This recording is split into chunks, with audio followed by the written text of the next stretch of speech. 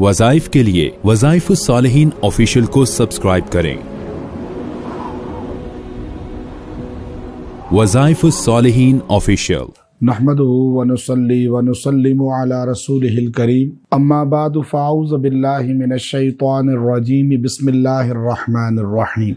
एक दुआ ऐसी है जिसको अगर इंसान किसी भी काम करने से पहले पढ़ना शुरू कर दे या पढ़ ले, अल्लाह तबारक व तआला उसके काम को तकमील तक भी पहुंचाते हैं और उसमें खैरों को शामिल कर लेते हैं और उसके अंदर से शर को, नुकसान को ज़ाइल फरमा देते हैं। ये सरकार दो आलम सल्लल्लाहु अलैहि वसल्लम की मसनून दुआओं में से है और हमारे जितने भी मदारिस हैं, लाखों जिसमें पढ़ने वाले उलमा तलबा हैं, वो अक्सर अपनी कुतुब के आगाज़ में इस किताब को लाजमी पढ़ते हैं, इस दुआ को लाजमी पढ़ते हैं। आज हम जो काम शुरू करते हैं, अक्सर काम में रुकावटें आ जाती हैं। आप कोई भी कारोबार शुरू करें, घर बनाना शुरू करें या कोई गाड़ी ख़रीदना शुरू करें, कोई रिश्ते के मामलात या कोई भी काम का आगाज़ करें, तो अक्सर काम जो है वो पेंडिंग में पड़ जाते हैं। तो अब बंदा परेशान हो जाता है कि अब मैं क्या करूं। तो अल्लाह रब्बुल इज़्ज़त ने हमें जो दुआएं बताई हैं, एक तो दुआ वो हैं जो कुरान पाक की ज़ीनत हैं, कुरान पाक के अंदर अल्लाह के पैगम्बर सल्लल्लाहु अलैहि वसल्लम पे नाजिल हुई, या दीगर अंबिया की दुआएं हैं। एक वो दुआएं हैं जो हमारे नबी सल्लल्लाहु अलैहि वसल्लम या सहाबा अहले बैत ने पढ़ी है। तो ये दुआ ऐसी है कि जो चली आ रही 1400 साल से और उम्मत का तबका इसको पढ़ता है, लेकिन अवाम इससे दूर थे और खवास उलमा, तलबा, मदारिस के लोग, दीन वाले जो ज़्यादा दीन के साथ जुड़े हुए हैं, उनको ये तोहफ़ा पता था, लेकिन अवाम को नहीं पता था। अवाम को जब जो औरतें मर्द हैं वो इस दुआ को अपना वजीफ़ा बना लेंगे तो आपको इंशाअल्लाह पता चलेगा कि आपके कामों में पर्दा गायब से मावनत होती। इसलिए उलमा अपने तलबा को ये दुआ पढ़ाते हैं। जब साल का आगाज़ होता है मदरसे में तो तलबा को ये दुआ पढ़ाई जाती है और जो तलबा सही तरह से इस दुआ को पढ़ लेते हैं, ज़्यादा भी नहीं पढ़ाई जाती, सिर्फ 3 बार पढ़ाई जाती है उनको, जो 3 मरतबा किताब को शुरू करने से पहले पढ़ लेते हैं तो वो पूरा साल अल्लाह उन्हें पढ़ने की तौफीक देता है और वो पूरा साल मुकम्मल करते हैं। इसीलिए जो कुरान पाक को पढ़ना शुरू करे और अब उसको होता है कि जी मुझसे पूरा पढ़ा नहीं जाता, बीच में रुकावटें आ जाती हैं, तो आप कुरान पाक को पढ़ने से पहले इस दुआ को पढ़ें। 3 मरतबा बस पढ़ लें, इंशाअल्लाह आपसे अल्लाह जल्दी पूरा कुरान पाक तकमील को पहुंचवाएगा। जिसको पढ़ना नहीं आता, अब देखें ना कि आप कितनी बड़ी उम्र में हैं, औरतें भी बैठी हैं कितनी बड़ी बड़ी एज की हैं, लेकिन आप में से बहुत बड़ी तादाद को कुरान पाक पढ़ना नहीं आता। अब जब मैं बताता हूँ कि जी आपने ये सूरा, मुझे तो आती नहीं, मैंने कहा ये पढ़ो, मुझे तो आता ही नहीं। अच्छा, ये जुमला हमारे यहाँ बड़े सगीर में कहा जाता है, पाकिस्तान, इंडिया, बांग्लादेश, बस ये 4-5 मुल्क हैं, बाकी दुनिया में ये लफ्ज़ नहीं है। आप मलेशियन बूढ़े को भी देखेंगे कुरान आता है, बूढ़ी औरत को भी आता है, इंडोनेशिया के आएगा, लेकिन पाकिस्तान, इंडिया में हम लोग जन्नत के टिकट बांटते हैं, जहन्नुम के सर्टिफिकेट देते हैं। ऐसा ही है ना, हम ही कहते हैं जी वो जनती है, वो दोस्खी है, हम जनती हैं, बाकी सारे दोस्खी हैं। ये फतवे यहाँ लगते हैं और अपने आप को मुहिब्बान मुस्तफ़ा, मुहिब्बान अहले बैत, मुहिब्बान सहाबा, ख़त्म नबूवत का दिफा करने वाला, दीन का सबसे बड़ा दाई, लेकिन कुरान पढ़ना नहीं आता। तो ये है मुहिब्बान मुस्तफ़ा, जिसको नबी की किताब नहीं आती पढ़नी, जिसको नबी की शान अल्लाह बयान कर रहा है कुरान में, वो पढ़ना नहीं आता। तो ये कैसा आशिक है। लेकिन फतवा भी हम देते हैं कि जी जनती हम है, सऊदिया वाले दोस्ती हैं जिनको सारा कुरान आता है। वो तो गलत लोग हैं, उनके पीछे तो नमाज ही नहीं होती। ये जुमला कौन कहता है जिसको कुरान पढ़ना नहीं आता। अच्छा, उलमा को गालियां कौन दे रहे हैं? आज मीडिया में देखिए, सोशल मीडिया पे उलमा को गालियां दे रहे हैं, मदरसों पे हुटिंग कर रहे हैं। कौन? जिनको कुरान पढ़ना ही नहीं आता। अब ये असल बात अजीब है कि जिसको आता है उस टहनी पे फल होता है तो वो झुकी होती है, और जो आकड़ी होती है टहनी, उसके ऊपर फल वो सूखी होती है।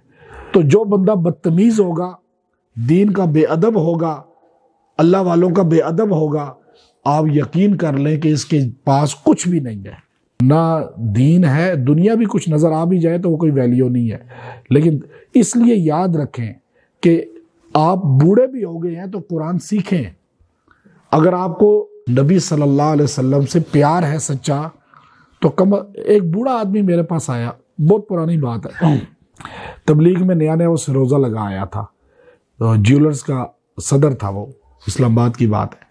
तो उसकी उम्र थी उस वक़्त 60-65 साल। तो मुझे कहने लगा जी, यूँ मेरे पास बैठ के उसके आंसू निकले। मैंने कहा क्या हुआ? 1995 की बात है, मैं बता रहा हूँ आपको, अब तो फौत हो गया वो, अल्लाह उसकी मग़फ़रत करे।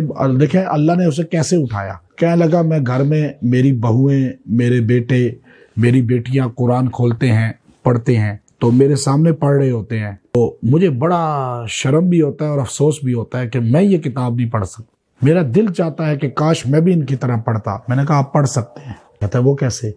मैंने कहा अगर आप मेरी मान के चलें, बस 1 साल, बस 1 साल आप तर्जमे से पढ़ेंगे इंशाल्लाह। कहता है अच्छा। मैंने कहा हाँ। उसने कहा ठीक है बस। मैंने कहा हम असर की नमाज पढ़ते हैं ना, तो असर के बाद आपने मुझे 15 मिनट देने हैं बस। अब असर की नमाज के बाद 15 मिनट वो बैठता, मैं उसे अलिफ बा ता सा पढ़ाता। फिर वो करते करते नाजरा पढ़ना शुरू हो गया, अलिफ को लाम से जोड़ा, हा को मीम से जोड़ा, दाल को पढ़ा, अल्हम्द आ गई उसे।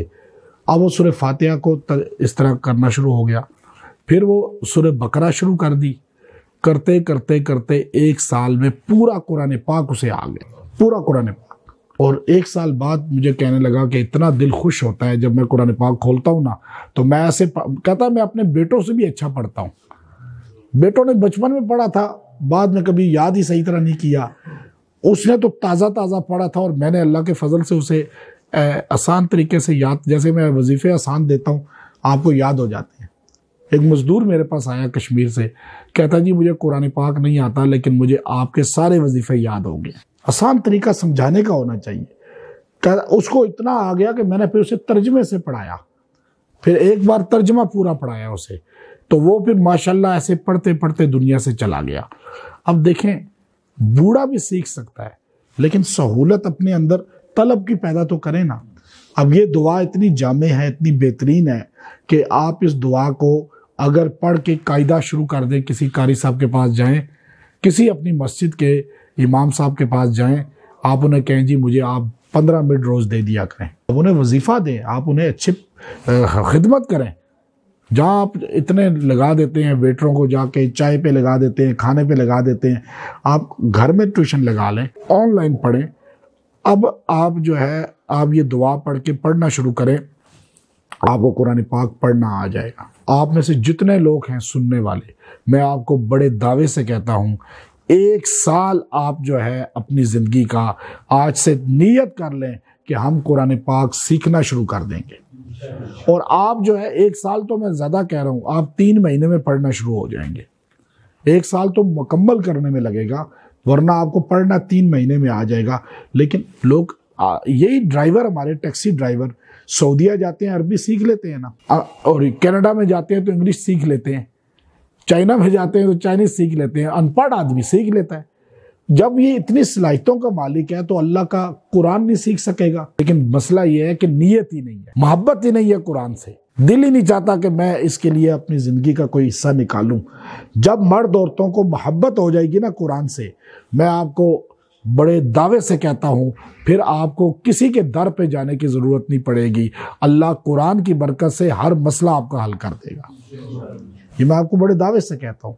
लेकिन आप अपने कल्ब में मोहब्बत सादिक करें। ये ज़बान से तोते वाली मोहब्बत नहीं चाहिए, प्रैक्टिकली मोहब्बत कि मुझे कुरान से मोहब्बत है, कुरान पाक पढ़ूँ मैं।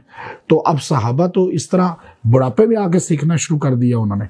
तो अब ये दुआ बता रहा हूँ, आसान दुआ। आपका कोई काम फंसा हुआ है किसी के पास, इसे 70 बार पढ़ें। अगर कोई काम शुरू कर रहे हैं तो उससे पहले 3 मरतबा पढ़ लिया करें, ठीक। और अगर आपका घर बन रहा है, कोई बिल्डिंग बन रही है, वहाँ जब जाए 3 बार इसे पढ़ लें, अल्लाह उसमें सहूलतें पैदा कर देगा। और किसी के घर जा रहे हैं कई मामलात के लिए, कहीं कि आप जैसे अक्सर लोग किसी से टेबल टॉक करता है या बैठ के मुबाहला करता है या बहस तकरार करता है या और ऐसे कहीं इमिग्रेशन में कहीं जा रहे हैं, आप ये 3 बार वहाँ जाके पढ़ लें और सीने में फूंक दें। इसमें अल्लाह ने बड़ी बेहतरीन जामे अल्फाज शामिल किए हैं। वो दुआ क्या है? रब्बी यस्सिर वला तुअस्सिर व तम्मिम बिल खैर व बिका नस्तईन। बस अब ये अल्फाज बहुत आसान है, आप सारे पढ़े। रब्बी यस्सिर वला तुअस्सिर व तम्मिम बिल खैर व बिका नस्तईन। मुश्किल अल्फाज नहीं है। रब्बी यस्सिर, ऐ अल्लाह मेरे लिए सहूलत कर दे, सहूलतें पैदा कर दे। वला तुअस्सिर, और सख्तियां निकाल दे मुझसे, मेरे कामों में सख्तियां दूर कर दे। और वतम्मिम बिल खैर, मेरा इख्तिताम जो है, खात्मा मेरे कामों का खैर पे करना। वह भी का नस्तईन, हम तुझ ही से मदद मांगते हैं। ये मांगना अल्लाह के अलावा मदद किसी से जायज़ है ही नहीं। इसलिए यहाँ भी हम यही जुमला कहते हैं। असल खात्मे पर होता है हर अमल के। देखें, इन्नमल आमालु बिन्नियात हदीस है, लेकिन अगली हदीस भी याद रखें, इन जो है आमाल का जो खात्मा है वो होगा किस पर? असल दारो मदार होगा। इन्नमल आमालु बिल खवातीम, खवातीम यानी खात्मे आमाल का जो असल आमाल का परख होगी वो खात्मे पर होगी। नियत पर तो है अमाल का। अब नियत मिसाल तौर पे मेरी क्या है आपको नहीं पता, आपके दिल में क्या नियत है मुझे नहीं पता। ये हदीस तो वो है जो अल्लाह जानता है, बंदा जानता है, हुक्मरान जानते हैं या अल्लाह जानता है। हर ओहदे का बड़ा जानता है, आप अपना जानते हैं, मैं अपना जानता हूँ, या अल्लाह जानता है। एक दूसरे के सामने हम बेशक जैसे बने हों, लेकिन अंदर क्या है ये अल्लाह जानता है, या हमें खुद पता होता है। लेकिन इन्नमल आमालु बिल खवातीम, जो आमाल का फैसला है वो खात्मे पर होता है कि अब इंसान आखिरी वक़्त में जिसको उस अमल की वजह से तौफीक मिल जाए, तौबा की, कलमे की, तो अब फिर समझ लो कि ये आमाल कबूल हो गया। वरना तो ज़ाहिरी नमाज पढ़ते पढ़ते नमाजी मौत के वक़्त कलमा ही नहीं मिला। तो इसलिए याद रखें कि ये दुआ अपना वजीफ़ा बना लें। छोटी सी दुआ है और सबसे ज़्यादा मदारिस में पढ़ी जाती है।